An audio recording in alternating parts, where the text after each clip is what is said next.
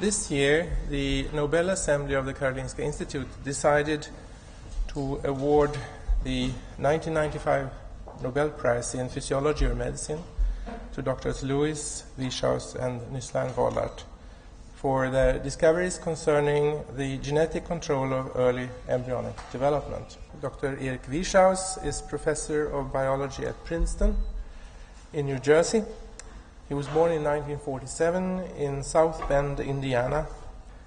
Dr. Wieschaus will tell us about the molecular patterns and morphogenesis and the lesson from Drosophila.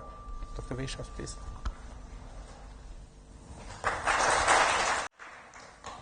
First of all, I'd like to thank the Nobel Committee and the gracious host, people who I've met here in Sweden over the past week, having given me and my family such a wonderful and memorable week in this country. If one thinks about an embryo and how an embryo develops, one is inevitably impressed by the complexity of the process. A fertilized egg develops into a complex organism with organs and different cells, all in precisely the right parts, the right places. If one looks at such a late embryo and studies embryonic development, it's possible to trace the cells that make the different organs in the embryo back to the earliest cellular stages. In Drosophila, and could I have the first slide? And we may need to turn the lights down. This stage is called the Blastoderm Stage. It consists of an oblong embryo of about 6,000 cells. There are about 100 cells along this axis and about 40 cells along this axis. At this stage, all of these cells look virtually identical. If we were to look at this same embryo, though, about 16 hours later, we would see that it has developed into a very complicated organism with muscles, with a variety of cell types, a functioning organism, a larva that will hatch from the egg, crawl away, be able to feed, show a variety of behavioral responses. The next slide shows a photograph of such a larva. You can see the most obvious feature of the larva. The outside of the larva are these hairs and denticles on the surface cuticle of the animal. It's obviously a very complex pattern, repeating pattern of segmental structures. The actual structure, though, that the animal that's made here is obviously, though, much more complex. If we were to peel off this outer cuticle to reveal the cells that underlie this cuticle and secreted it, you would see a layer of skin cells, each of which has its own particular positional identity and different shapes and patterns.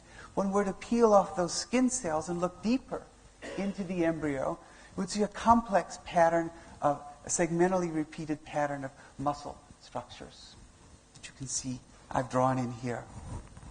Now, it was clear from the early embryologist at the turn of the century that much of this complex pattern arose gradually through the course of development, and the very initial positional, the initial positions of fates of cells depended on molecules that were distributed already in the egg cytoplasm at the time when the mother laid the egg, immediately, even before fertilization. However, it was also clear to the early embryologist that these maternal cues were relatively simple, and that the vast majority of this complex pattern was developed by the embryo itself during the course of embryonic development. What was unknown, and what has been the question that has fascinated developmental biologists over the past 80 years, has been, what is the information that directs cells in different regions of the embryo to make different structures? What are the molecular differences between cells that tells a cell to become stomach or muscle or to become head or tail. How many such molecular determinants are there? And how is it that during the course of development, those molecular determinants come to be expressed in such a precise spatial pattern to make cells different from each other? Now, those are the questions that you would think about as an embryologist. However, if you look at an embryo, it's not this unseen pattern of molecular determinants that's so impressive. The thing that's most impressive, at least was most impressive for me, was the enormous morphological changes that happen during the course of embryonic development to bring about this final pattern. If we go back to the Blastoderm stage in the next slide, remember the first slide I showed you showed an embryo where all of the cells were the same. Now, if you look on the ventral side of a Drosophila embryo, about 5 minutes later, and that was when this embryo is developed to about that stage, one sees a domain of cells already in this embryo that have come to be different. You can see that these cells are very round, and these cells are already flat. These are the mesodermal cells. They're the cells that are going to give rise to muscle. And they've already begun an extraordinary morphological process. In the next 2 or 3 minutes, next slide, these cells will further contract until they make a little groove on the side of the embryo. If we were to take this embryo and crack it in half and look into the interior of the embryo, next slide, what we would see, and we're looking now, and this is the ventral side of the embryo, we would see a gradual progression of this, a change in the shapes of the cells, such that the apices of these cells constrict, and the cells get longer and longer, and then there's a shortening of the cells become very triangular, and this mass of future mesoderm cells, future muscle cells, are brought into the interior of the embryo. What's remarkable about this process is that it's very rapid, occurs in about 10 minutes, rapid series of cell shape changes in the embryo. We imagine as biologists, or we think we understand many of the molecules that are involved in this process. They're probably the same types of adhesion molecules and cytoskeletal proteins that are involved in controlling the shapes of cells at all times during development. What makes this process so impressive in the embryo is in part that the cells in the embryo are large and that these morphological changes are very rapid. The other thing, though, that makes the process so striking or interesting for a biologist who's interested in cell shape changes is that these particular cell shape changes always occur in a specific place in the embryo, in the cells that are going to make mesoderm. They do that because there's a tight coupling between these mystical, unseen determinants that make cells different from each other, this unseen underlying pattern that controls the ultimate fates of cells, and an immediate readout of this information in terms of cell behavior and cell shape. And in my lecture today, what I'd like to address is the connection between that pattern of molecular determinants that controls cell fate with the more immediate behaviors of cells, what it is that controls the form and shape of an embryo.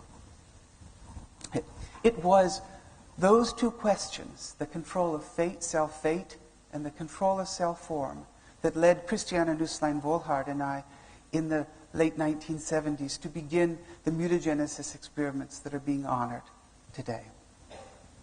At that time, so in the late 1970s, it was already clear that the basic tenets of molecular biology, that DNA encodes RNA, which encodes proteins, was also clear from work on bacterial operons that the activity of individual genes, that is, individual segments of DNA, could be controlled in ways such that a cell would express a gene or not express a gene, depending on the circumstances that that cell found itself in.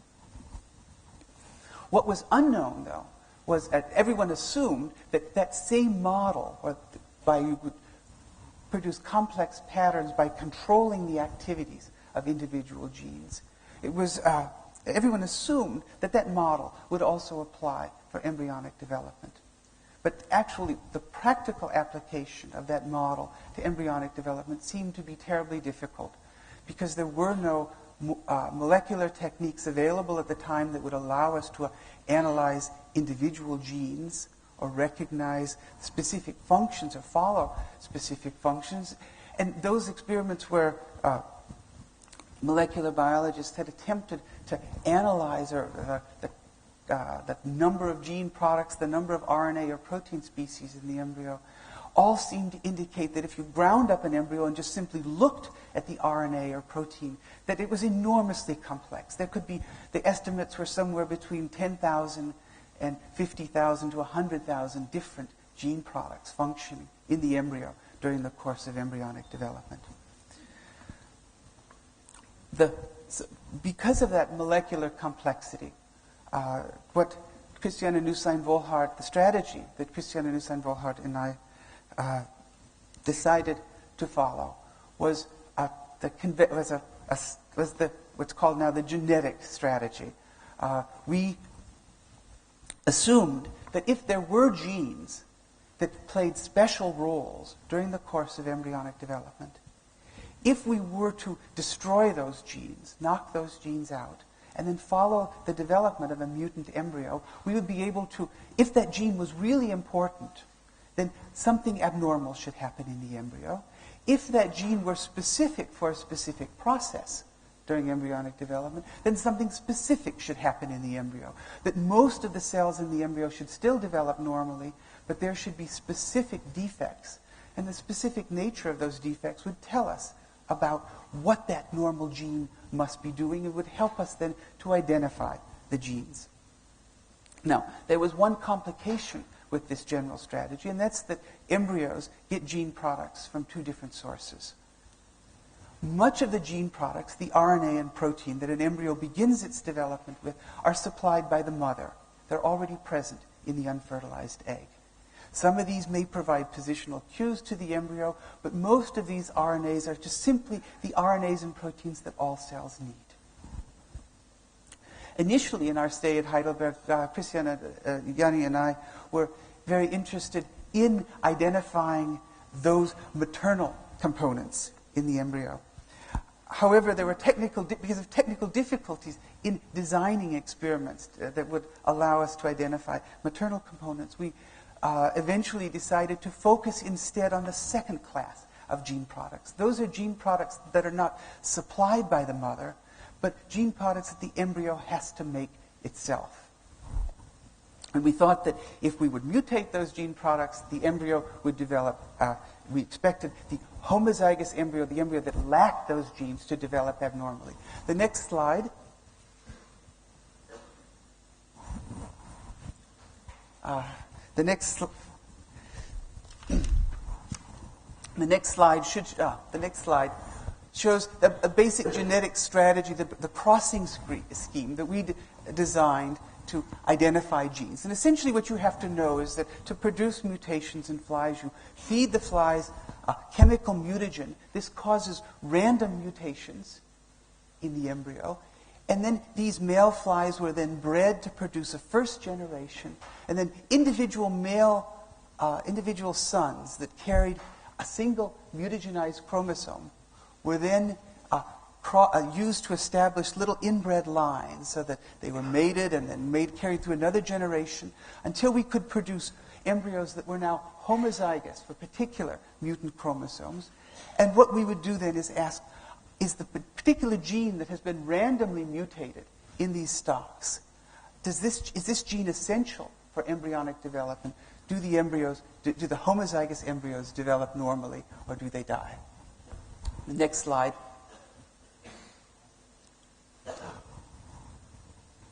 This experiment required us to establish, because we were interested in not only identifying any single gene, we wanted to identify potentially all of the genes that were involved in development. Required that we establish a large number of lines. I think the total number of tubes in the original sets of experiments was closer to 40,000 in the first generation. In total, we established something like 27,000 inbred lines of flies. This work was, Yanni and I did this work initially with the help of a technician, Hildegard Kluding, and then later was joined by Gert Jürgens, joined us as a postdoc in our lab. In these inbred lines, the doses of mutagen were sufficiently strong that we had induced a very large number of lethal mutations, about 18,000 mutations, individual mutations. And the first important, so in each of these lines, each of these 18,000 lines, we had managed to hit or destroy a single gene that was essential for the life or development of the fly at some point in the fly's life cycle. What we then did was to ask whether these embryos here, whether the gene that we had destroyed was essential for embryonic development. And that yielded our first important result, which was that about 75% of the cases we could destroy a gene and the homozygous embryo would hatch and crawl away. The transcription of this gene was not essential for embryonic development. An even more striking result was that if we looked at the dead embryos, in most cases, the embryo had developed, from a morphological standpoint, perfectly normally. So that meant that, in fact, only 580 of these mutant lines yielded embryos that showed altered embryonic, obvious altered embryonic morphology. And these 580 mutations were then assigned or mapped and assigned to 139 genes. And this was, for us, a very exciting result, because what it suggested was that if these were the genes that were required for normal embryonic development, 139 is a very small number. And it was a number that is potentially knowable. And we could know we could potentially, or the scientific community could potentially determine the functions of these genes during development and thus understand development. Could we have the next slide? Okay. The fact that these genes there are only 139 genes, you must remember, doesn't just imply that that the embryo only needs 139 gene products. You must remember always that most of the gene products, and apparently this is true especially in flies, are supplied by the mother. So we're looking at a very small fraction of genes, those that have to be supplied by the embryo itself. They seem to be very special. Obviously, it's a special subset of all the genes that the embryo needs. And we thought that another suggestion that these genes may be very special is that when we looked at the mutant embryos, and these are actual photographs of the mutant embryos from the first 46 stocks, or on the second chromosome, and what struck us was that in each case, for each gene, when a gene was eliminated or mutated, the homozygous embryo developed abnormally, but in a way that was different from the dead embryos from another stock. And that suggested that each of these 139 genes had very unique and special roles during the course of development, that they would perform that each gene performed this particular function. There were genes in the most striking feature of obvious mutants were the ones that we published first in 1980, which were mutations like this, where the number of segments in the animal is no longer the normal, obviously 8 abdominal segments, but a reduced number. Next slide.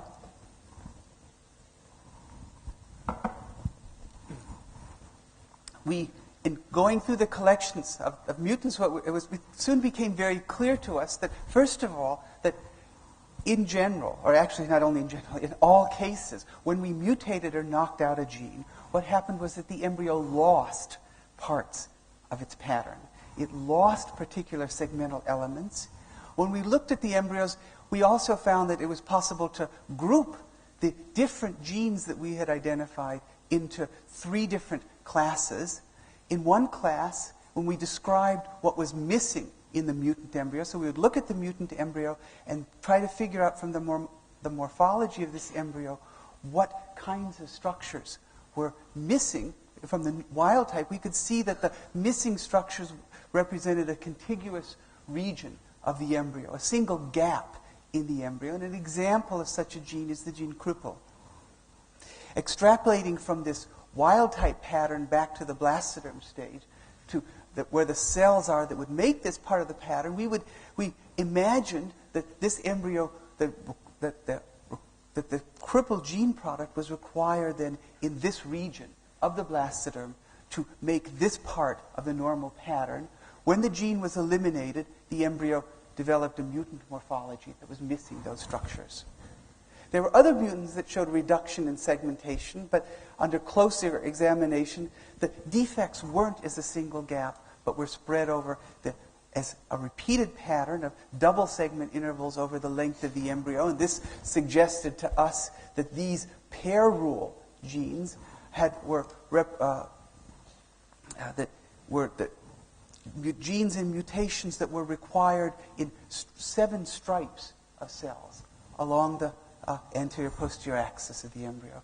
There were also mutations that we found where the defects were found in each individual segment, and by extrapolating back to the blastoderm stage, we would have predicted that these gene products are required in very thin stripes of blastoderm precursors, 14 in number. Now, just simply this analysis and the fact that these patterns these deletions were very large and the pattern deletions got progressively smaller, suggests to us that the sequence of development might occur through establishing large regions of the blastoderm, which were then subsequently subdivided into smaller and smaller groups of cells, until one had established individual rows of cells in single segments. Next slide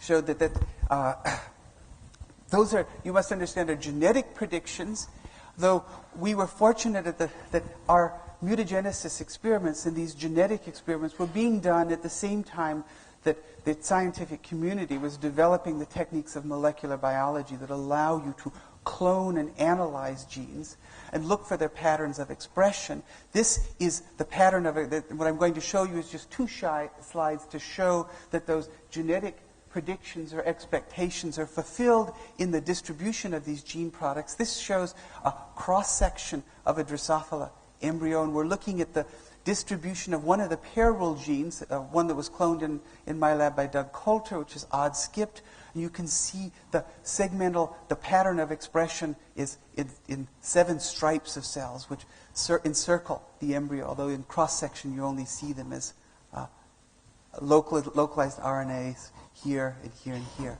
The next, if you remember, the next class of genes were those that would be predicted to be expressed in 14 stripes, and that's the next slide shows you an antibody staining, a protein localization staining of a gene called wingless using antibodies made in the laboratory of Roel Nusse. And what you can see here again is that there's this very precise pattern of stripes of expression of these gene products. Now, this pattern that was established in the early gastrula embryo persists. This pattern of segment polarity genes, this pattern of genes expressed in every segment, persists during the remaining course of embryonic development. And this pattern also, but it continues to affect the pattern of cells within the segments, and gradually during the remaining period of embryonic development, this pattern becomes increasingly more complex. The next slide just shows you one of the immediate consequences of this. This particular gene was called wingless. If you remember, it's expressed in these stripes of cells. One of the interesting consequences of wingless is that these immediate cells, the wingless protein which is made in stripes of cells, but leaves those cells and moves out into adjacent neighboring cells. And the way these adjacent neighboring cells respond to this wingless stripe is to make a broader and more elaborate pattern of expression of a second gene product. At this point, not at the level of translation, but at the level of protein expression. This gene is called armadillo. And this pattern then feeds back on other genes, so that the picture that has arisen over the past 10 years has been an initial establishment of a pattern of gene expression along the anterior-posterior pattern, along the anterior-posterior axis of the embryo, and that this pattern becomes increasingly complex during the remainder of development. Now, the gene products that we've looked at were initially identified because of their effects on this anterior-posterior pattern. They're called segmentation genes because they alter the segmentation pattern.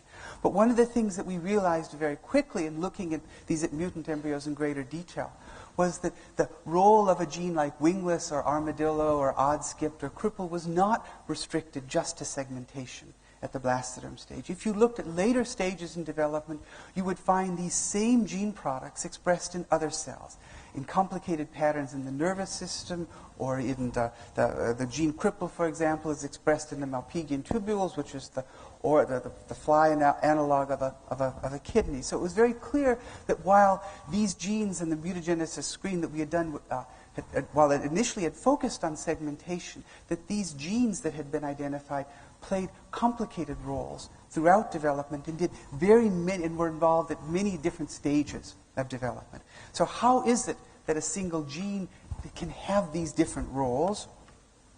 Once genes were cloned, it became possible to analyze or predict the molecular functions of these gene products. That has been done of the 139 genes that we originally characterized in our original screens. About 20 of them were single hits or gave nondescript phenotypes. We never gave them names, and those 20 genes have eventually been lost.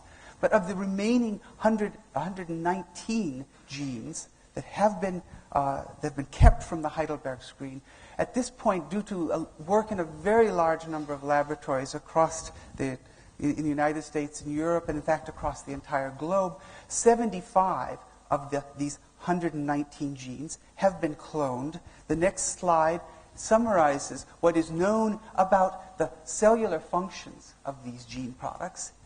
One of the striking things to us was that if you look at, this is all done by cloning a gene and sequencing it, and then based on its sequence predicting what its probable function in the cell.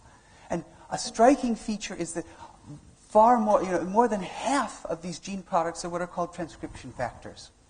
What transcription factors are proteins that bind to DNA and control the activity of other genes.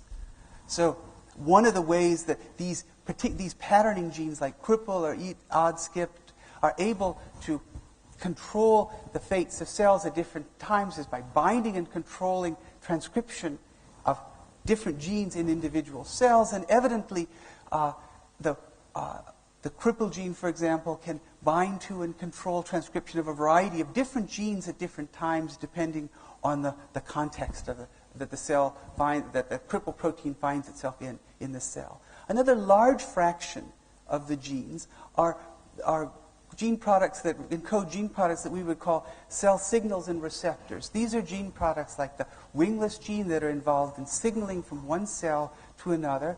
They're also generally thought to control the fates. So this signaling process is thought to bring about the subtle changes in cell fate that are developed at later stages in development. So the vast majority of these gene products are either transcription factors or signals. If one asks for other types of functions, if you say your typical protein, if you were to ask any molecular biologist what's the role of a typical protein, they might suggest cell adhesion or enzymatic activities of the cytoskeleton. These represent only very small fractions of the Heidelberg genes, the genes that were identified in Heidelberg.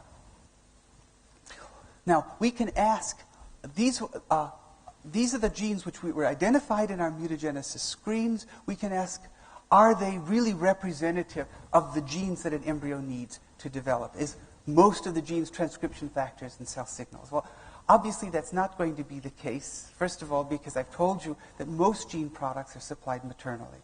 But one can also ask, are these, if we restrict our attention only to genes which are transcriptionally active in the embryo, are these Heidelberg genes really representative of requirements in the embryo? Next slide. One of the ways of addressing that question is to go back and look at embryonic development. Now, Embryonic development in flies is very rapid. It initially begins as a series of cleavage divisions where in a single-celled embryo, nuclear replications, the embryo remains as a syncytium, a single cell with many nuclei, until about 3 hours. And then in a rapid, the nuclei then cease to divide, and there's a period of where the single cell is rapidly divided into multiple cells. It's called 6,000 cells. It's called cellularization. And at the completion of cellularization, you have this blastoderm stage that I showed. At that point, the embryo begins gastrulation. You can see in this drawing the mesodermal cells moving into the interior. Now, after we had isolated the various mutant lines in Heidelberg, what Christiane with Yanni and I did was to examine mutant embryos during the course, living embryos, to ask when do the genes begin to show abnormalities in development. And what we found was that the earliest developmental stages that were affected by these genes were at the onset of gastrulation and affected the cell shape changes that I've described to you associated with mesodermal invagination. And that suggested to us that the earliest acting genes, transcriptionally active genes in flies, would be active at about the stage of gastrulation. However, other experiments in the literature and experiments that we've repeated suggest that you can approach the question differently. You can inject into an embryo a drug or a compound that will inhibit all RNA synthesis and ask, are there, if the gastrulation was the earliest requirement for the gene, for genetic activity, you would predict that the embryo would develop normally to gastrulation and then become abnormal only at the onset of gastrulation. But when those experiments were done, what we found was that the embryo developed only up to the onset of finishing nuclear replication, but it was never able to form cells. And what that suggested to us was that there must have been other genes which we had missed in the Heidelberg screens, that were responsible for this event here, this cellularization process. Next slide. What we then did was, was to design an alternative genetic screen, one that, unlike the Heidelberg mutagenesis experiments, didn't rely on our looking for dead embryos at the end of embryonic development and looking for pattern defects. But the strategy here was to make embryos that were deficient for defined regions of every chromosome and walk our way along a chromosome and ask, are there any genes in this region of a chromosome that's essential for early embryonic development, by looking at the embryos, mutant embryos, during the actual process of development, during the morphological process of development. And this screen just shows the genetic strategy that we used. And this strategy allowed us then to identify 7 genes, to show that these effects, that there were other genes that had been missed. There were in fact 7. And that these genes were required, when you remove these genes, the embryo was unable to make cells. So this suggests then that there is a class of genes which we've missed. We've now cloned 3 of these genes have been cloned, and in striking contrast to the Heidelberg mutations, the majority of which are transcription factors or signaling molecules, all 3 of these genes which have been cloned, next slide, are associated with make proteins which are cytoplasmic and are associated with the cytoskeleton of the embryo. So that suggests that what we can see here is the localization of these 2 proteins, Nulla, which was cloned in our lab, and Serendipity Alpha, which was cloned in the lab of Erlandsson. And you can see that these proteins are associated with the actin cytoskeleton in the early embryo. So what this suggests is that there are classes of genes which were missed in the screens in Heidelberg, and genes which make products which are essential for understanding morphogenesis in the embryo. An even stronger argument for having missed genes, in the next slide, comes from an examination of the cells which make mesoderm in the embryo. This cross-section here, we see the cells that are going to be, these muscle precursor cells are mesoderm cells in the process of gastrulation. In our screens in Heidelberg, 2 genes were identified that were essential for this invagination. One was these genes are called twist and snail. What's shown here is the expression pattern of twist, which is restricted to the mesoderm. You can see also that it's this protein is in the nucleus of these mesodermal cells. Twist is a transcription factor and directs the cells into the mesodermal fate. Next slide shows, however, that if one removes the twist gene product, we make the embryos that are mutant for either twist or snail, what happens is that the cells on the ventral side of the embryo that would normally make mesoderm now don't undergo these cell shape changes. So these genes are not only involved in directing cells to a mesodermal fate, but they're also involved directly in controlling these cell shape changes that must occur to bring the mesodermal cells inside. However, since they're transcription factors and their only biochemical function is to bind to DNA, they must produce these effects by some other means. What they must do is they must produce their effects by binding to other genes in the nucleus and activating expression of those genes in the mesodermal cells to bring about these cell shape changes. In the Heidelberg screens, there was only one other gene that had any effect on invagination of mesoderm. There's a gene called folded gastrulation, and it was our only candidate as a downstream target. The next slide shows the expression pattern of folded gastrulation, which you can see in this blue and then overlapping entirely this brown area of twist expression here. So this folded gastrulation gene, which was cloned by Mike Costa in the lab, is a gene which is expressed in the twist expressing domain and is therefore a good candidate for one of these downstream factors which is controlling or directly producing the cell shape changes associated with cells being programmed to mesoderm. However, if one removes, in contrast to twist or snail, if one removes the folded gastrulation gene product, the next slide, what one sees is not that one has totally abolished the formation of the ventral furrow. Instead, what happens if one looks at the embryos is that the cells that are programmed to be mesoderm undergo some of the cell shape changes associated with mesoderm. They undergo them abnormally and slowly, but eventually the animal does form a ventral furrow and the mesodermal cells do move into the interior of the embryo. What this suggests, and we know in fact that one can eliminate folded gastrulation from the mesodermal cells in mosaics and make an embryo which is perfectly normal. So even though the folded gastrulation gene product is required for the normal cell shape changes, the normal behavior, normal morphological changes in the embryo, those changes are not absolutely essential for normal development. As long as the mesodermal cells get into the interior, the embryo will develop normally. So next slide. But that suggests in turn there must be other gene so what that suggests is that since when we eliminate twist or snail, you remove all cell shape changes, but when you eliminate only downstream of twist and snail is folded gastrulation, when you eliminate folded gastrulation, you only eliminate a fraction of the cell shape changes or only partially eliminate the cell shape changes. There must be other downstream targets of twist and snail. To identify, and unfortunately, if the results with folded gastrulation are true, we can't even expect, since in folded gastrulation the embryos eventually, the mesodermal cells eventually get into the interior, we can't expect that mutations in these other downstream targets will produce a dead embryo with an abnormal morphology. It may be that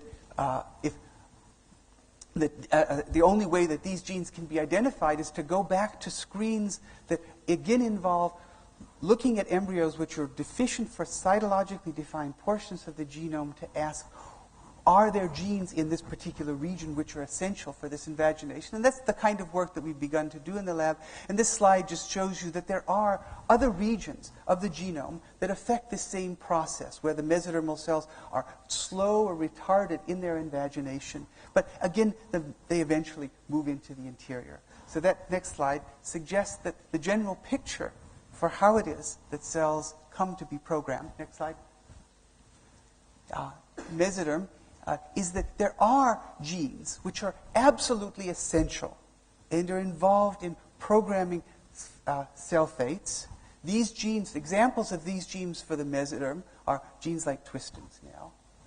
These genes, because they are absolutely essential, when these genes are mutated, the embryos that are homozygous for these mutations are unable to make mesoderm, are unable to program cells to the mesoderm fate, and the phenotype and the consequence for the embryo is disastrous.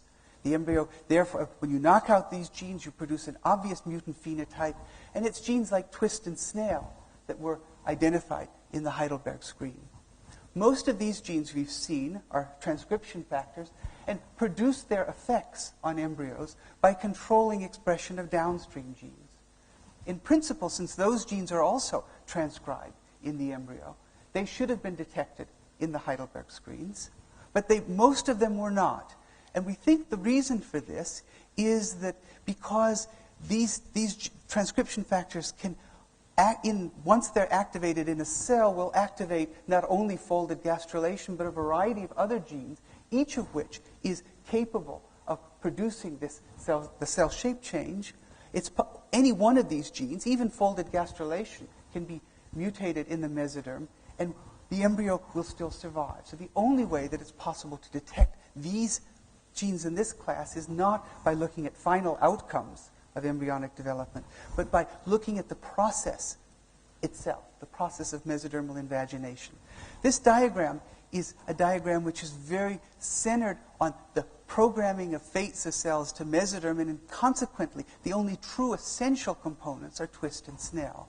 However, as a biologist, as a developmental biologist, one can be interested in programming and fates of cells, but it's also possible to be interested in the actual cell shape changes and the mechanisms themselves. The next slide gives you then an alternative view, and it's based on our observation that while folded gastrulation is expressed in these cells of the ventral furrow, the mesodermal cells prior to their invagination during gastrulation, it's not only just expressed at those stages, it's expressed in other invaginations and at other times during the course of embryonic development in other primordia, other groups of cells that have to undergo the same cell shape change. So it's expressed in the endodermal cells, probably expressed in the tracheal pits, and other structures. So what we imagine here is that in each of these structures, the formation or the programming of each of these cell fates depends on other genes. We know it depends on other transcription factors. In the mesoderm, it's twist and snail. In the endoderm, it's Huckabine and Talus. And in each of these cases, if a cell is programmed to a particular fate that requires a particular type of cell shape change or particular cellular change in morphology, the gene, that programming then activates the single gene, folded gastrulation, which we believe has the capacity to induce a constriction of the apical cortex of the cell, bringing about a cell shape change and potentially an invagination. Now, in many of these pathways, folded gastrulation isn't the only downstream target of a particular program, but we've shown, at least for folded gastrulation, that very often simply expression of this gene by itself is enough to bring about the cell shape change. So, what I've described for you, next slide. We're back to the Blastoderm stage. This is the early stage when all the cells look identical. What I've described for you is a set of genetic experiments that were designed to try to understand how it is that different cells in different regions of the embryo come to assume particular fates, and how those fates then influence the immediate morphologies of cells. The approach that we've taken is a genetic approach, meaning we've randomly knocked out genes and asked what the consequences of individual genetic eliminations were. In closing this talk, I'd like to emphasize, in the last couple of minutes, the enormous power of this genetic approach. The great thing about doing mutagenesis is that when you feed a fly a mutagen, you have no control over the kinds of mutations you produce. The mutations are totally random, or largely random, and your only hope as a developmental biologist is to see the consequences of individual random changes. What that means is that for you as a scientist to be able to interpret your mutagenesis experiments, what it requires is not the ability to make mutations, because that's fairly easy, but the ability to recognize mutations and then to interpret the morphological consequences of those mutations in developmental pathways.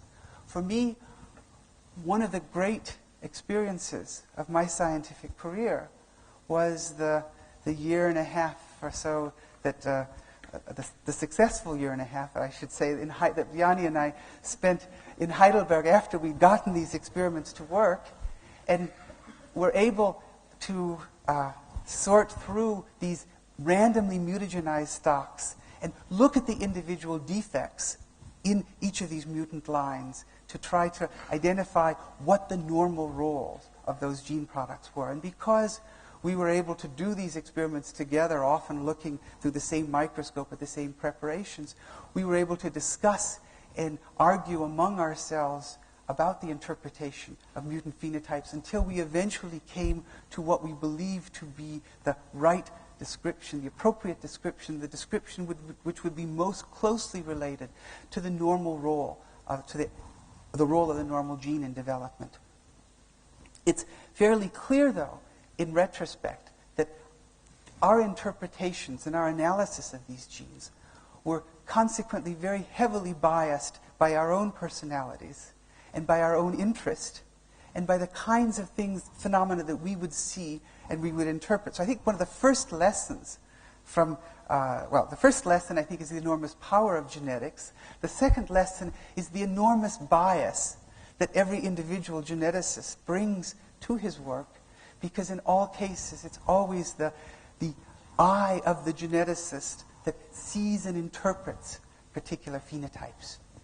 The third lesson, I think, from our experiments is not just that the geneticist him or herself, brings a bias to the interpretation of the experiments, but also the organism brings a bias.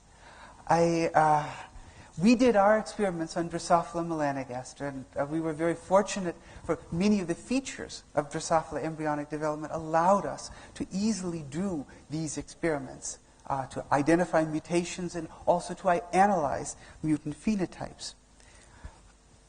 However, I've shown you the data I've shown you is that would indicate that the mutagenesis experiments that we did, the biases that we had, and the organism that we were working with gave us a particular class of sets of genes, certain distribution of gene activities that were essential for development.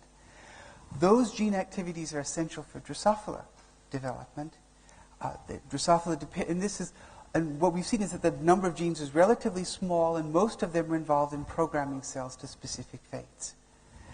It's certainly an important question to ask, and one that is still open largely to the scientific community in the audience and the world, to ask whether these results in Drosophila, whether the general descriptions of gene activity that we've obtained are truly representative of all organisms, or how are they different? It's clear that in Drosophila, the organism is very sensitive to mutations in pattern, not so sensitive to mutations in genes that control form.